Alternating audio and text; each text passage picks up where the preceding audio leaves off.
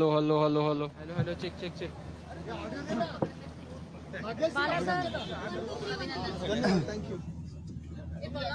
Thank you. Aditya Jaykar तुमचं खूप अभिनंदन. ज्या प्रकारे हा विजय मिळालाय संपूर्ण निकाल. आराम से, नो प्रॉब्लम. रिकाउंट नहीं हो रहा ना उधर.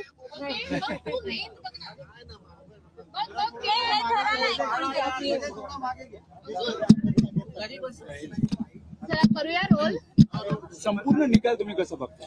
मला वाटतं एक तर सर्वप्रथम सर्वच वरळीकरांचे मी मनापासून आभार मानतो.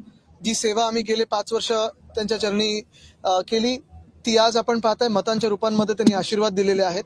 त्याचसोबत आमचे सगळे शिवसेनेचे जे वरिष्ठ नेते आहेत, कार्यकर्ते आहेत, सहकारी आहेत, युवा सेना असेल, युवती सेना असेल, सगळ्यांचेच मित्र पक्षांचे देखील आभार मानतो. आज वरळीत विजय झालेला आहे. आपण पाहताय अनेक ठिकाणी जिथे जिथे आम्ही निष्ठावंत म्हणून काम केलं सगळ्यांचा तो विजय झालेला आहे. ओव्हरऑल महाराष्ट्राचा विजय जो आहे आपण पाहताय जिथे जिथे आम्ही जिंकलोय सर्वांचेच मी आभार मानतो.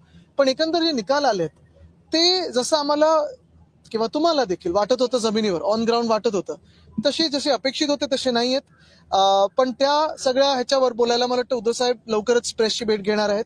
आत्ता मी जे इथे आलोय तो फॉर्म घ्यायला आलेलो आहे. सगळ्यांचेच आभार मानतो, पोलिसांचे आभार मानतो, यंत्रणेचे आभार मानतो आणि सर्टिफिकेट जे मिळाले मला ते मला वाटतं आता आहे मागे आहे. पण हेच सगळे सोबत आहेत आमच्या. मुंबईतल्या निकालाबद्दल काय सांगाल? कारण आता सगळं थोडं चालू आहे. अजून काही काही ठिकाणी फायनल निकाल येत आहेत. संजय राऊत असं म्हणाले की हे निकाल आम्ही मानायला तयार नाही. बघा एक नक्की आहे की ह्याच्यात महाराष्ट्राने मतदान केले की ईव्हीएमनी केले हा एक मोठा प्रश्न आहेच. पण त्या सगळ्यावर मला वाटतं नंतर आम्ही चर्चा करूच. आता जे आहे ते आता जो निकालाचा एक आढावा घेतोय त्याच्यानंतर आम्ही बोलू. लोकसभेनंतर कुठेतरी एक आपण ग्राउंडला उतरायला कमी पडलो किंवा काही असं वाटतंय? नाही, मला वाटतं आपण पण पाहत असाल हाच महाराष्ट्र ज्यांनी आम्हाला लोकसभेत आशीर्वाद दिले, हाच महाराष्ट्र ज्याच्यात आपण पाहतो संपूर्ण महाराष्ट्रात एक साधारणपणे आपल्याला लाट दिसत होती आणि जे निकाल आम्हाला अपेक्षित होते किंवा सर्वांनाच अपेक्षित होते मला वाटत नाही तसे ते आलेले आहेत. हे मान्य करून पुढे चाललं लागेल.